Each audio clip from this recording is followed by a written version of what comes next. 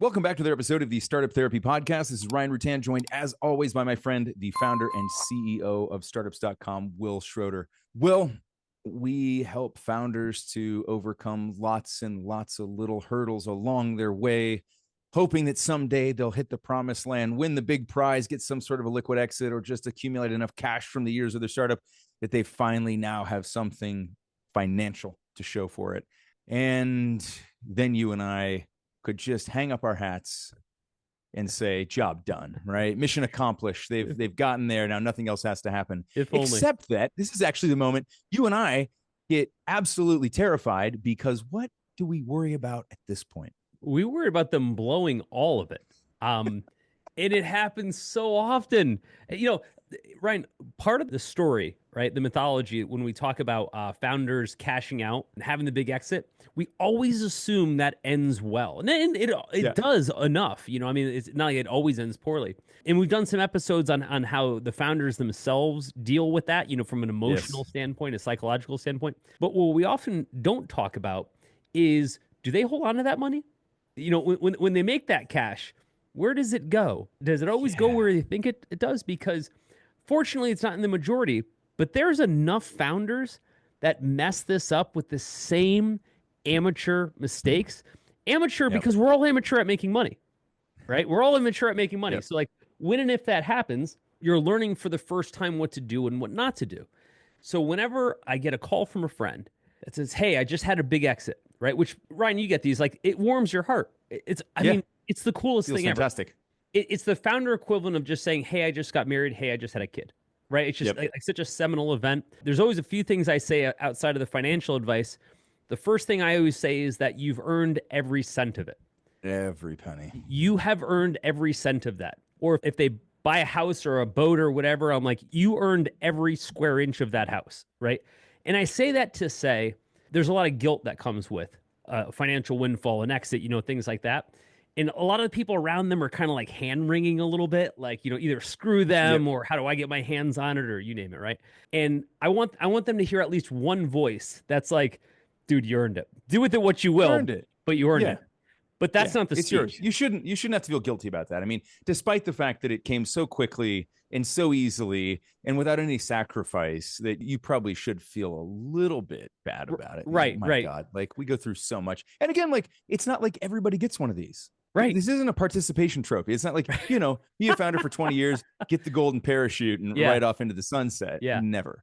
Right. And so for this one, I have a speech that I lovingly call congrats. Now don't fuck it up.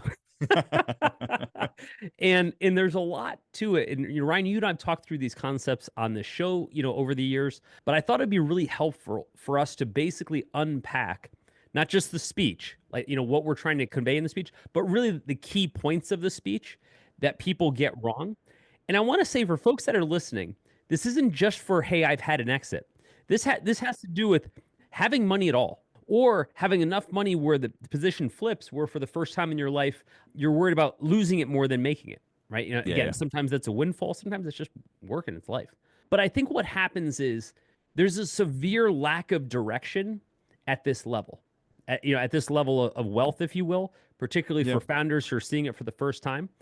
And I remember hearing this. Do you remember the guy we both used to talk to a lot, Steve, I'm not going to use the last name, who was doing financial management for athletes? Yep. And Steve would always talk about, he would talk about the speech he would have to give to athletes on the day of signing, you know, whatever sport they signed. And he's Did it start the same way as yours by any chance? Pretty much. Congrats. Now don't fuck this up. Exactly. Yeah. Congrats on signing with the Bulls. Now don't fuck it up, right? And what he would say is, I would have to try to explain to this 21-year-old kid who was in study hall 3 years ago, right? Yeah. What to do with tens of millions of dollars that he just got 5 seconds ago. And how everything you're about to do is a bad idea. Whatever your instinct is right now, everything is jeopardy. It just puts it in jeopardy. There's nothing you're going to do that won't just put this at risk at this point, based on what you understand. And there's a lot of parallel here, because he was talking to athletes, and with athletes, the idea is the money comes so fast and so young, right? You don't hear about people getting signed when they're 60. It comes so fast and so young that they haven't had time to like learn how life works yet. No. So they're very vulnerable. The second part is they assume they'll make more. So let's say, I sign with the Bulls and I get a $5 million upfront check. And I go out and buy, I pay cash for jewelry and cars and in house and private jet and whatever.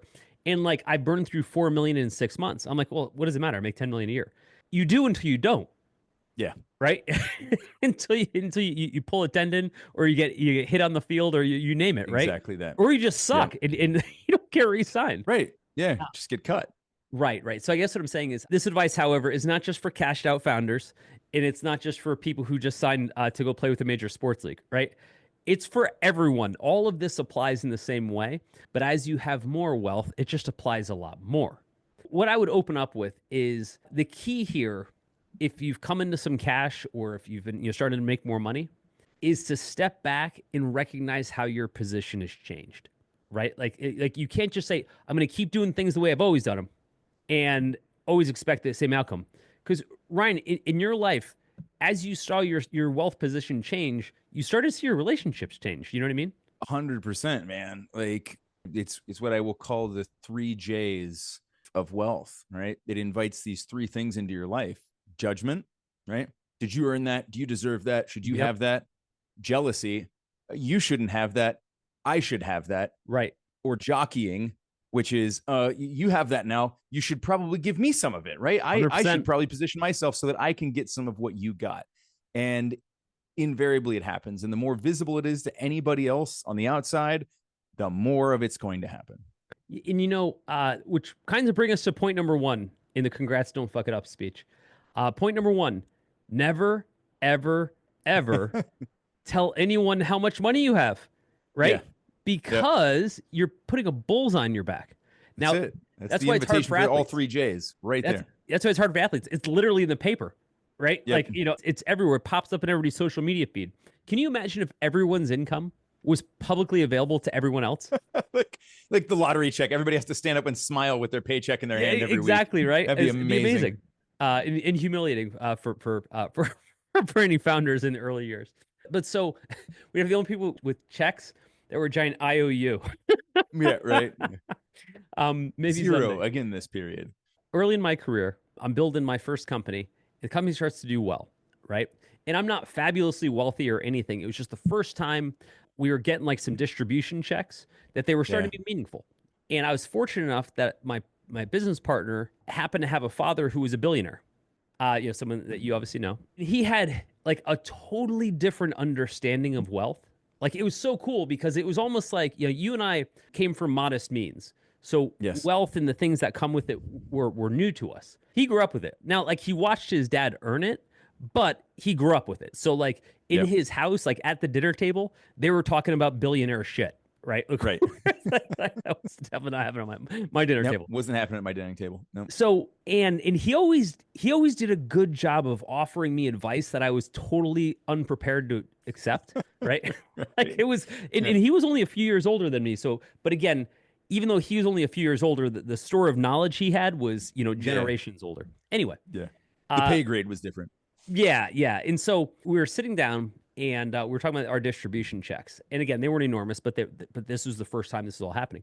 And he says to me, now, Will, I got to give you a piece of advice. Don't tell anybody about this. Like, don't tell anybody about this check or the money you're about to get. And I'm like, if it was social I'm proud media of it back then, I'd be live streaming it at that moment. Right. Yeah. And this is how like far off the reservation I was. And so, when I give this speech, Ryan, all I have to do is picture 22-year-old Will that I'm giving it to. And it has so much more emotion. Like, you're going to make all these mistakes.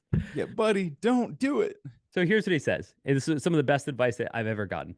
He said, Will, never, ever tell anyone how much money you have. No one at all. Yeah. Never, ever mention the number. And he said, there are only going to be 2 outcomes. Outcome number 1 is they're going to judge you by it. When you say the number, it's either higher or lower than what they make. Yep. And they'll make an assessment against it.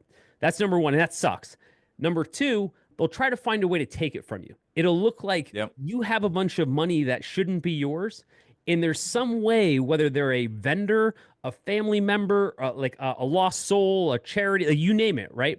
They will look at that and magically say, you owe that to me. in some way, shape, or form, or I plan on and getting it comes in a from lot you. of ways. It comes in a lot of forms too, right? It's not just like people coming with a major handout. What I realized was after people knew I had gotten the check, I started getting the check.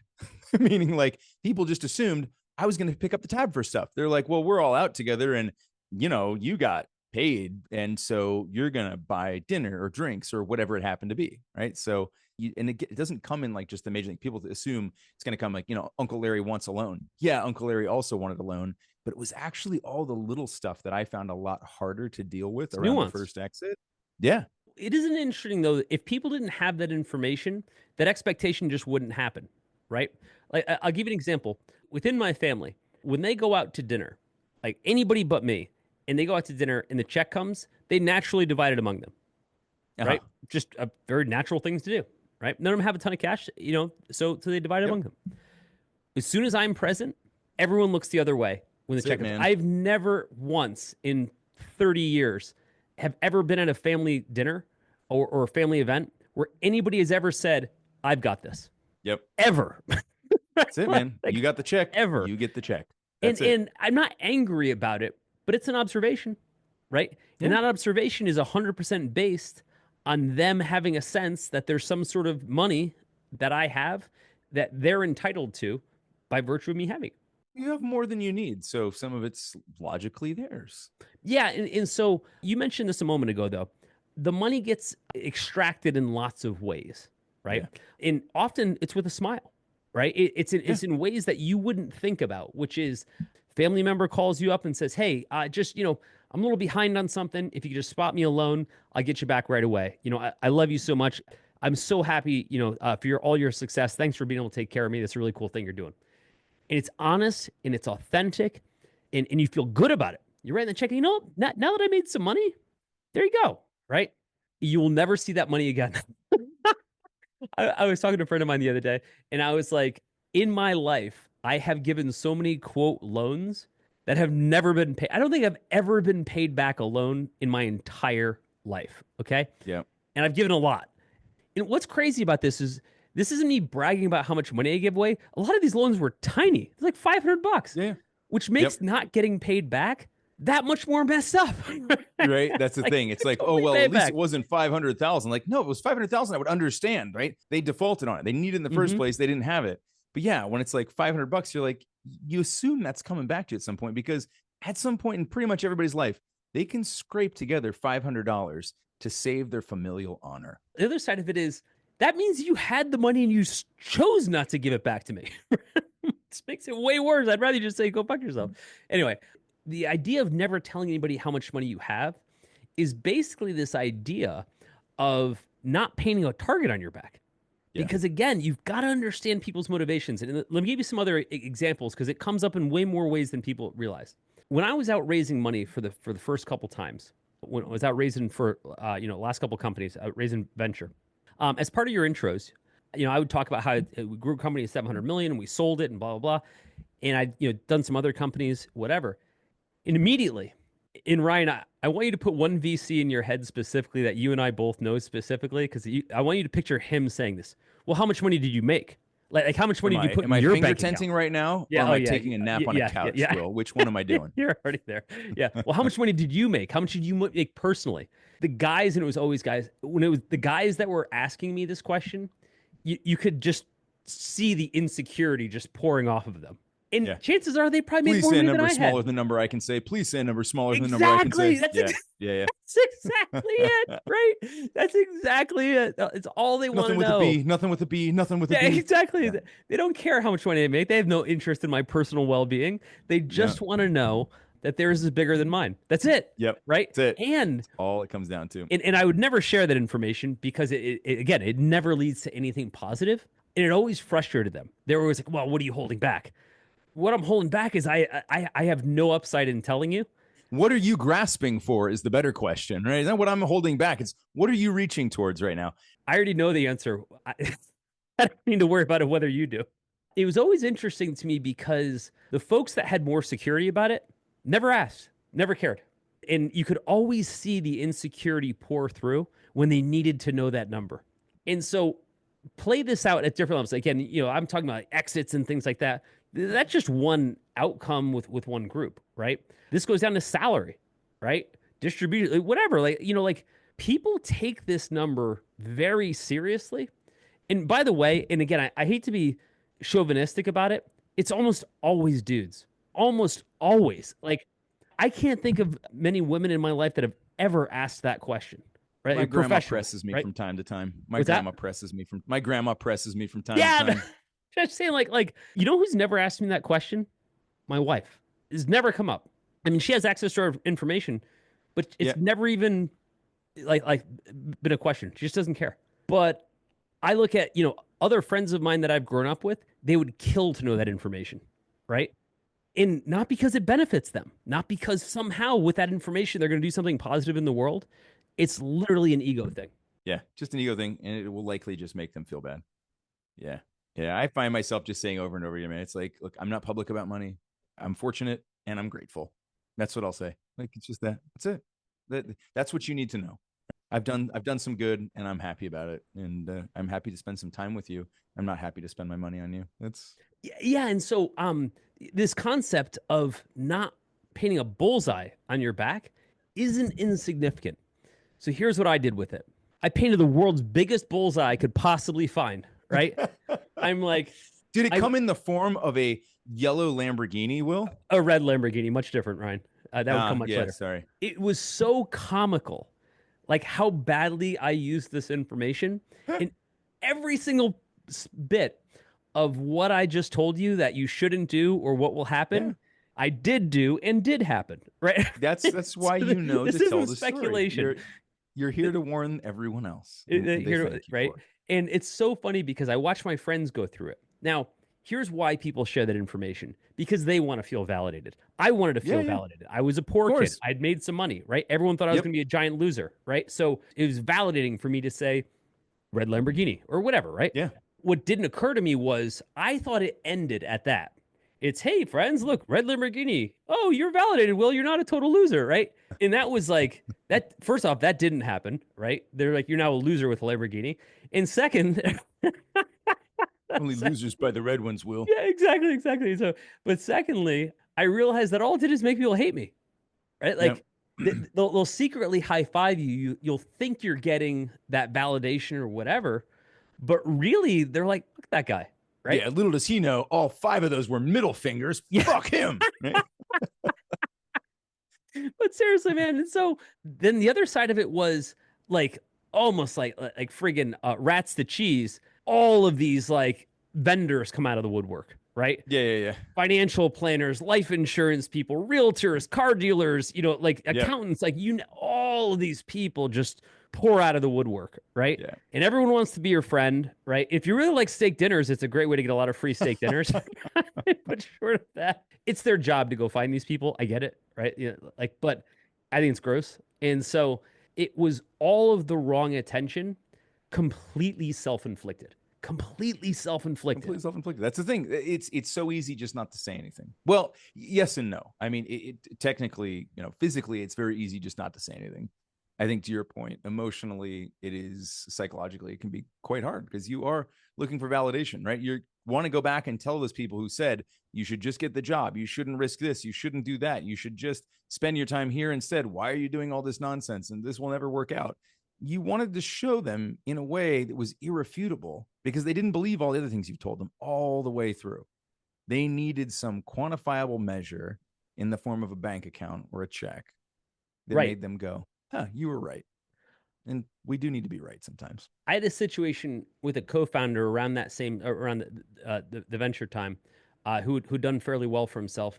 And I remember him grilling me on the number, right? He's like, just tell me the number. And what it was is he wanted to know whether or not I had more leverage in our discussion in the future, right? Ergo, if I had a big number, he was in trouble because he couldn't like big time me. But if it was a small number, he could leverage me. I'm like, how transparent is this ask, right? I'm like, dude, I'm not telling you anything. And so what's interesting about that is when you tell people nothing, there's just so much less to go on. And they look at it one of two ways. They look at it either he's hiding a lot of money or he's full of shit. He doesn't want to say how small the number is, right? But either way, both are an option. So you're not stuck with the check, so to speak. Right. You're not getting leverage one way or the other. Correct. And so the best thing is no information at all. So that's where the conversation starts. Like step one, shut up, right? Yeah. Step one, don't announce anything, right? Don't social media this thing, right? Don't become an influencer with all your new money and your 12-pack abs. And so the next thing, right, is a massive mentality shift. A massive mentality shift from offense to defense. The idea is up until this point, we've played offense, meaning we're just trying to make money because we have none, right? We have nothing to defend. And that's most of the world. Most of the world has nothing to defend. So every effort, every dollar is upside. The reason that top 1% that everybody talks about behaves so differently is because making more really won't change their lives, but losing it, a la taxation, etc., will definitely mess them up. And so the next thing I explain that topically is, look, from this point on in life, all you can do is lose. You've already won, right? You've already won. Now all you can do is lose. And Ryan, it takes people a while to get this mentality. You know what I mean? It does, man. Well, we've been a contestant for so long, right? We've been a contestant for so long. Now we've won the prize. We're no longer contestant. We're now the custodian, right, of the trophy. And so I think it's a super hard mentality. We've been chasing for so long that once we have it, it's like, how do you make that momentum shift from running on adrenaline to running on caution and care and just making sure that you keep what you have? So long in build mode that maintain just doesn't even enter the picture for us. Let me give an example. Let's say you had $5 million, which is a ton of money. Okay. But I'm just going to use this as a reference. It doesn't have to be 5 million. This applies to 500,000, right? So I'm just using it as an arbitrary number. $5 million. Depending on how you invested it, you could earn, let's say, $40,000 a month, which is a lot of cash, okay? For the rest of your life. Rest of your life without depleting the principal. Yeah, exactly. Without ever touching the principal. Now, there's part of you that says, well, if it's 5, I could make it 10, right? You could, but here's the thing. What you can earn or accomplish with $5 million gets you to 90% of what most people will ever want or need. Yeah. Which means you've won. You got to 90%. Right. But invariably, because of how we're built as founders, we're like, yeah, but that next 10%, I'm still flying commercial, not private, you name it, right? And it's like, okay, but now think about this. If you win, you get 10%. If you lose 90%. And it takes people a while to understand for the first time in their lives, that's a mentality shift. Like you have something to lose. Whereas before you kind of didn't. And you needed more because you had none. So you need more to have something. But then you got to go from more to keep. You have to move from more to keep. It's a hard mentality to shift, especially at that point where you've just finally, truly numerically realized success, right? From a financial standpoint, you feel like it's like telling Tom Brady, don't ever play again. You just won the Super Bowl. This is not a good time to play more football. And he's like, this feels like exactly the time to play more football. Exactly. Okay, so let's talk about that. The problem is the moment Tom Brady wins the Super Bowl, the moment you get your 5 million or whatever the number is, again, the number here is irrelevant. The moment you get that, you feel the most invincible at a time when you're actually most vulnerable because you think, I'm a winner, right? Yeah. I go out and I win, so I'm going to go win more. It's all I do. Correct, because up until that very second, it's been all wins. It's not until you lose it, until you realize, oh shit, it only goes one direction. So I always give people a casino analogy, and I say, when you go to the casino, you can win forever. If you go to the blackjack table, you can keep on winning, right? But if you lose it all, you can only lose it all once. Now let's apply this to this concept of all you can do is lose. Let's say you've got your $5 million, and in your mind, I'm going to bet it all on a new startup. I'm going to, put it all in friggin' crypto, you name it, whatever your high risk, high reward strategy is, right? You're betting on an IPO, whatever. If it goes well and you get from 5 to 10, that sounds awesome. Okay. And that will give you a very marginal improvement in life because you can already afford most of the things that you'd want. You've already got everything you need and most of what you want. But if you lose you want to go from fishing boat to a boat that you can fish for boats in, then right. But if you lose it, something that's really funny about everything we talk about here is that none of it is new. Everything you're dealing with right now has been done 1,000 times before you, which means the answer already exists, you may just not know it, but that's okay.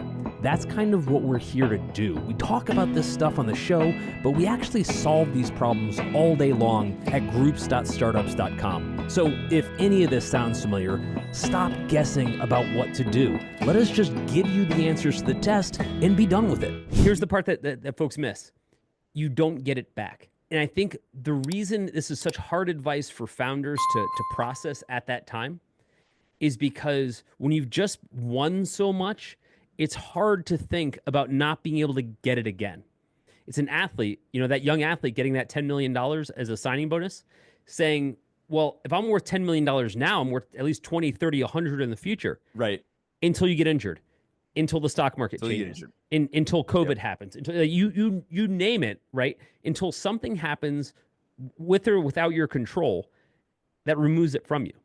And the statistical probability that you'll ever get back here is infinitesimally small. It's tiny. That's the thing. I think people don't realize that there's an elasticity there, right? It is very easy to hit fortune and bounce back to zero. It is not easy to bounce off of zero back to fortune. It just does not happen. Statistically, it just doesn't happen. It's so difficult, and the everything had to align the first time to create the wealth. Not very much has to align for it to go the other direction, right? You can just a couple bad decisions can absolutely end it all. And I think that's what we have to understand, is that like the upside is marginal, the downside is catastrophic and can be complete, right? We have to reprice risk in terms of thinking tiny gains versus irreversible losses. But right? This is a huge mentality shift. We've never played defense because we didn't have anything to defend. We've never played defense before, right? And I remember, like, again, early on around that red Lamborghini time, I bought a house. I moved out of my campus apartment and bought a house. Nothing crazy, extremely modest house. And I thought to myself, man, if I screw all this up, I'm going to get kicked out of this house. And the first time in my life, I was like, I have something to lose. And I'd never had anything, so I didn't have anything to lose. And I was like, oh, damn. For the first time, I have to start making decisions based on a defensive scenario, not just all offense. And Ryan, I'll harken back to when we bought Zirtual, right? Remember when we were putting the plans together, our financial plans, our risk assessment, et cetera, was basically like all downside risk, right? In other words, we were already running a successful company. All we could do is fuck it up. How do we make sure this doesn't hurt us? Correct. Right? If it goes well, that's not a hard problem to solve. But if it goes south. Isn't that funny though? But just stick on that for a second, man, because this is where everybody's like, they get out the spreadsheets and they're like, well, can I multiply it by 1,000, multiply it by 10,000, multiply it by 100,000? Oh my God, it's going to be amazing. Right? Yeah. Right. And you don't need to plan for that. You don't need to plan for success. Yes, scale comes with some challenges. Believe me, they're all really fun to solve. Right. Yeah. And they're all a lot easier to solve because you've got revenue and cash. Yeah. A lot of leverage to do it.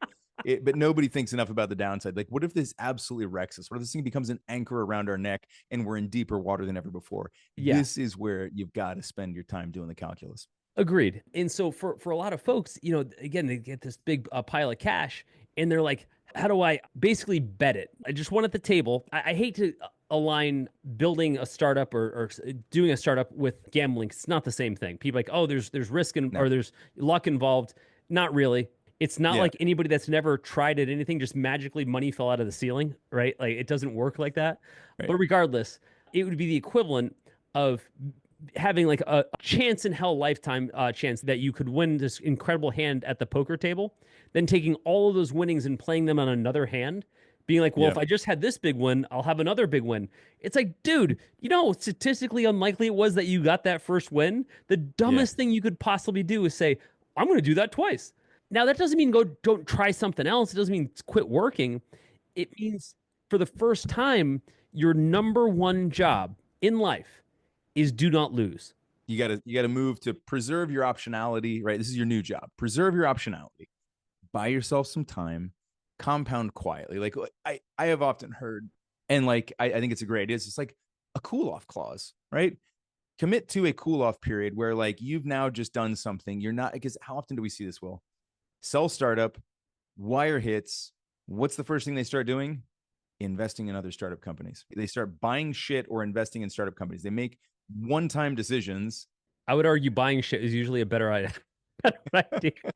Right. At least some of that has a liquidation value, right? Yeah, right. But yeah, it's a massive mindset shift. You have to start playing defense for the first time ever because there's something to lose. Like you said, you have to. It's almost like shifting from playing, I don't know, something like tag or hide and go seek to capture the flag, right? You now got to cover what you've earned. You still want to play offense, great. You cannot just leave everything you've earned fully exposed. More often than not, here's what I hear though. I see, yeah, but Will, and I hear this a lot. I don't want people to think I'm a one-hit wonder. I've got to show to everyone that this wasn't a fluke and that I can do it again. Now, once again, I'm recounting 27-year-old Will, right? Years later when he's like, okay, I had some success. I've got to go do it again, right? I get it. I get the validation need. Isn't that funny though? We don't learn it the first time, right? We go out, we do exactly. If we were going to achieve validation, doing it once would have done it. And yet we're like, nope, I got to tell everybody so they can see I'm not the fuck up they thought I was. And they're like, nah, you're just the fuck up they got lucky. And you're like, well, I'll just do it again and they'll believe me the second time, right? Jeez. What's broken with that whole line of thinking, and it sends so many founders off the wrong direction, is that the whole point is you only needed to win once. Right. That's it. The whole point is you only needed to win once. And we talked about this on previous episodes. Mark Cuban said it best, right? And I'm not a huge Cuban fan, but I got to give guy credit. He's like, you only need to win once, right? And Cuban did only win once. Remember, like we went down that rabbit hole and we looked at all the other stuff that he's done. I'm not knocking him as an entrepreneur. I mean, again, he's done way better than I have. He had one that worked really well. Yeah. But Cuban's whole life was one single moment in the 90s that changed everything for him that he earned, right? And since then has never done anything even remotely close to that, right? I mean, bought the Babs, that was pretty cool, but like in general, that was his thing, and he didn't have to do it again. Now, every now and again, someone does a Steve Jobs, Elon Musk, a three-peat kind of thing or something like that. Like, okay, cool, but you know who's not running around trying to do that? Bill Gates. Other than trying to solve malaria and give the whole rest of the world his money, dude was like, nope, I'm good. I built, you might have heard of it. It's called Microsoft. It runs every poorly running PC on the planet. And like, so in his mind, the win once. Now it helps if you're Bill Gates and you're hitting that threshold. But for all of us, are the mere mortals among them, right? You only need to win once. Right. Saying that I have to win twice would be the equivalent of saying, hey, I just won the Powerball lottery. I'm going to take all that money and put it on more Powerball lottery tickets so I can win more Powerballs. It's like, you could do that, and it might even work. I mean, statistically, it might. However, you don't have to. That's the point. The point is you don't have to. Now, let me put it differently. The other reason that I went out and I wanted to go do it again, and I would end up doing it 8 more times, starting 8 more companies, some worked, some didn't, was that I was 27. My whole life ahead of me, right? Like, even now, as I'm much older, I want to go out and build and do more stuff. Like, I don't want to hang it up just because I made a couple bucks. I get that part. But that's different than I have something to prove. I have something to prove is a wildly dangerous preamble to the documentary you're about to build about how you lost it all. You don't want that to be your claim to fame, right? That one rose to the top of the charts on Netflix. Yeah. Look, I think at some point I had to have the conversation with myself and sort of separate my identity from velocity. Yeah. And say, like, I can slow down and I can be happy with what I've done and still be me, and to begin to chase meaning more so than magnitude. Well, we talked about that last episode, right? We talked about pointing your cannon somewhere else, right? Right. Fill imagine another that bucket. This bucket be full, right? Yeah. Well, how about this? You solved that problem. You solved money problem. Now go solve 50 other problems that, or things that you can pursue in your life. But I think we have to adapt that mentality first. We have to adapt the mentality that if I only ever win once, still won 99.9% more than everyone else. That's not to say I'm better than them. It's to look at the gratitude in saying, damn, dude, the probability this was going to happen at all is freakishly low. So for me to look at that and say, but I deserve another, generally doesn't. Well, the other side of it is like to look at it in a slightly different way, is to say, like, do you want to risk that that you've already got, right? You're now in the 0.1. Yeah. Do you want to risk that for what reason? Just to rejoin the 99.99? What are you actually doing at that? There's some really fascinating studies. Remember which book I was reading this out of is in the past year. It has more of a reflection, not of the book, but of my memory. Oh, The Psychology of Money. It was called The Psychology of Money. Yeah. And in The Psychology of Money, so the author talks about why is it that people who were wildly successful and wealthy found the need to risk everything to become more successful and wealthy. And he gives a couple case studies of different, like, famous rich people that lost it all because there was insider trading or they kind of like overstepped the bounds. And I always thought that was fascinating because I thought to myself, these are really smart people, like really fairly smart and already wealthy people. Already wealthy. Right. They already won by orders of magnitude. They were in Yeah. some fraction of that 0.1%. And I think to myself, the essence of the book, what about what they had made them feel like they didn't have enough, right? Like what was it that made them say any of this is worth risking? And I look at it practically and I say, it's just not. And I think for a lot of these things, the psychology here is much more nuanced, right? It's about risk. And a lot of times it's, I don't deserve this, so I'm going to gamble it until basically life takes it from me. Yeah. I'm either going to let statistics prove to me that I should have this and more, or take it away. Or in some cases, like I think you and I can both name founders that fit this mold. It's that they enjoy the chase more than they would rather chase than accumulate. They just actually don't care. I agree. That much about what they've won. Yep. And they're like, honestly, like, I just want to do this. And I like the risk. I like the adrenaline. I like being on the bleeding edge. And so if I lose it all, I lose it all. Right. Until they actually lose it all, then they feel very differently about it. You said something once too, which I think was really, really smart, which is that create a save point, right? Video game style, right? Just create some level of financial foundation that you cannot slip back below, and then go risk whatever you want above that, but keep yourself safe at a different level than you were before. You see us do that in our financial planning. Yeah, all the time. We always have a net income number. That is our save point. Yep. And we're basically like, this is the threshold at which if we ever get to here, things have to change.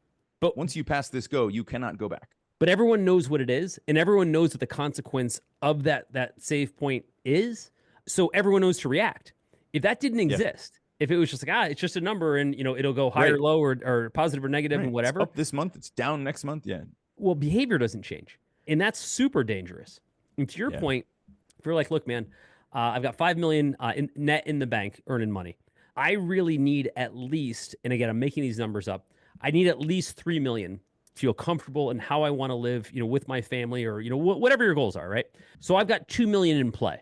Now, hopefully that $2 million will double. But if it goes to zero, I'm not at zero. I'm at less, but I'm not at zero. It's tricky for folks you can mentally put those save points in place, but when you start to get to them, this is the gambler's dilemma.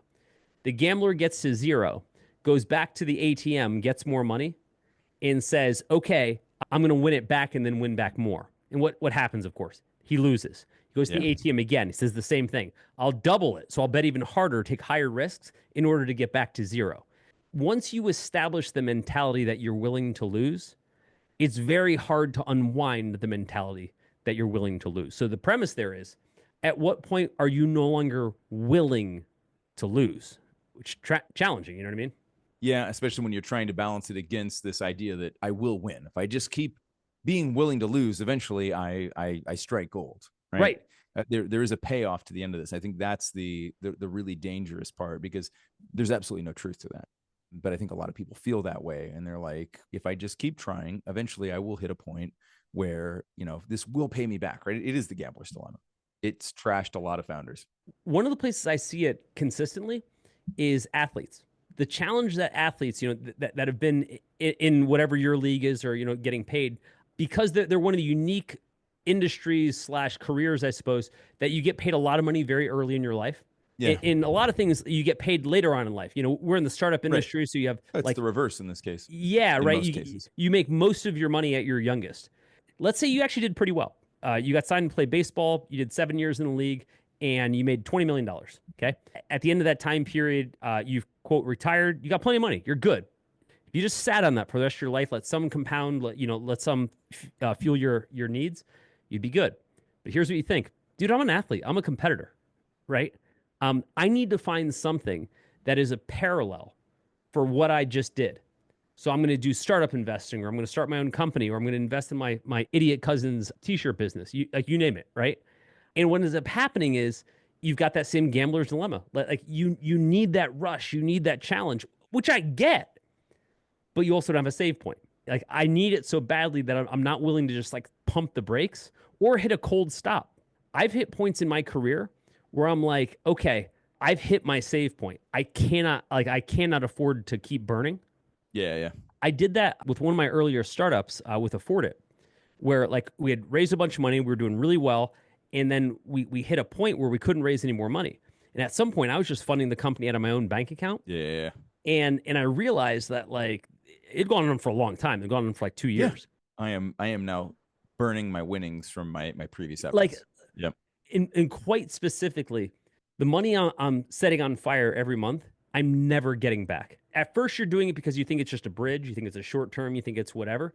And then as the money starts to stack up, and you kind of forget about how much money you spent last year, et cetera, but you zoom out and you look at it, and I'm like, really, the probability that I'll ever get liquid on this again, and even just put that money back, much less earn what it would have earned in the market, whatever, is pretty much zero. It's hard emotionally to stop yourself, which is why we have this speech, which is why we have a little pep talk to say, you're already going to mess everything up. Okay. and we get it. The idea is, like you said a moment ago, to help you establish a save point so that as you start to go off the rails a little bit, we kind of like bump you back in. You know what I mean? Yeah. I think it's important because I think that, again, it comes at that time where you're going to be the most confident you've maybe ever been. Right? You've come through a whole lot of shit at that point. Everything feels like it's going right. Right. You run into all these paradoxes, like the gambler's dilemma, the fact that you are at the top of your game right now. Everything feels good. So why wouldn't we just double down? Right. Why wouldn't we just keep going for this? Can you go back in time and think about like when that shift happened? Clearly it didn't happen right at the time of the first exit. So what helped you to replace Prove It again with Protect It now? I can tell you exactly. After we sold Blue Diesel, like back in the day, that was the agency I was talking to you guys about. I had a period of like a couple of years where I was doing my next startup and I wasn't getting paid. I just wasn't. Right now, I had stock market earnings and all that good stuff, but like it was the first time where I didn't have active income. And anyone that'll tell you that it's just like exited whatever they're doing, even if you have like a strong balance sheet and you've got good earnings that you've got in the market, et cetera. Not having active income, retired people deal with this all the time. Not having active income is got a totally different mentality to it, right? It's because active income feels like you're actively replanting, for future harvests. Just pulling from what you have just feels like you're constantly in harvest and never plant mode. Yeah, one is a renewable resource, the other one is not, right? It is a finite resource. Correct. And I think for a lot of people, the first time you, what I call write your mortgage out of savings, so to speak, and those savings could be, like I said, you're earning in the market. That's obviously clearly that's income. But when it's not active income, it messes with you. And the first time I wrote my bills for the month out of non-active income, I was like, shit, that money can go away. Wait a second. Like, this is an alarming trend. Now we're going down, right? And if I don't do anything differently, it will just continue to go down. Exactly. And most of the founders that I talk to that have had an exit, for the first year or two, they're still trying to understand like everything that just happened in their lives, that et cetera. But nearly all of them will go back to starting something else. Now, there's a litany of reasons for that. Part of it's boredom. Part of it's, again, I got to prove myself that I can do it more than once. You name it. But one of them is it's kind of terrifying not to have active income, even if you've done pretty well. And so I think for a lot of us, it's just kind of how we're built. For me, though, I was kind of like, damn, dude, I've always been in the mentality that it can all go away tomorrow. And I've genuinely believed that. Now, in 32 years, knock on wood, it hasn't happened yet. But at no point have I ever felt more confident that it's never going to happen. And I think that's probably saved me. Yeah, no, I think that makes a lot of sense. I think that the minute you do feel that way, it becomes problematic. I think it's interesting. One of the things that occurred to me was that we do become comfortable with this concept as founders that is kind of dangerous post outcome, whatever that ended up being. Whether it was distributions and exits, taking on more money and getting some liquidity, whatever it was. If you are in that position, you end up now with a burn rate, right? And it's a concept that we're actually really comfortable with as founders in a lot of cases because we've had to utilize it. It's like, oh, this is a tool. A burn rate's a tool. Right. And so then when you end up in a personal burn rate situation, it probably doesn't feel as uncomfortable. I'm thinking through like some of my friends, like people that I knew who had been corporate folks, right? Got laid off, decided to do a career change, whatever. Now they're not an active income. They had a hell of a lot more urgency around turning the burn off because they're not comfortable with it. But founders, on the other hand, a lot of us have become comfortable with the idea of a burn rate, right? That's just the investment we make. The difference in this case is unless you got some plan for how that actually turns into active income again, it's just a downhill spiral, right? I agree. So here's what I'd say, man. The reason we give this speech, the reason I'm so passionate about this friggin' speech is I want you to enjoy your hard-earned exit. I want that money to be around long enough, right? For you to be a champion and not a cautionary tale. And fortunately, it's a small few that become the cautionary tales. But all of the cautionary tales that I've ever seen, Ryan, could have absolutely been avoided. Unquestionably could have been avoided. They were never catastrophic, strokes of bad luck. They were always indeliberately engineered by the founder, right? They brought it on themselves. That's a great point. Right? And so the reason we give this speech is we want you to keep that cash. The reason we give this speech is we at least want to be that voice on your shoulder. I think it's the angel in this case, where the devil's like, we need a Lamborghini. And the angel's like, dude, you don't need a Lamborghini, right? Obviously, those people did not exist on my shoulders at the time. And I wish they had, because I would have been better off for it. So I think for folks that are about to go down this path, either are on this path now, newly minted, hopefully, congratulations.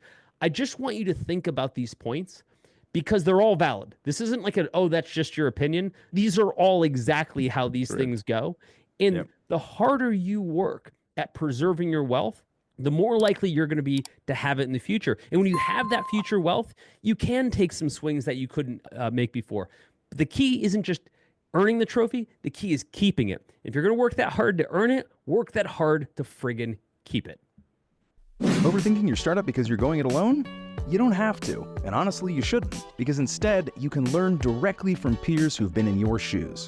Connect with bootstrapped founders and the advisors helping them win in the Startups.com community. Check out the Startups.com community at www.startups.com to see if it's for you. Could be just the thing you need. I hope to see you inside.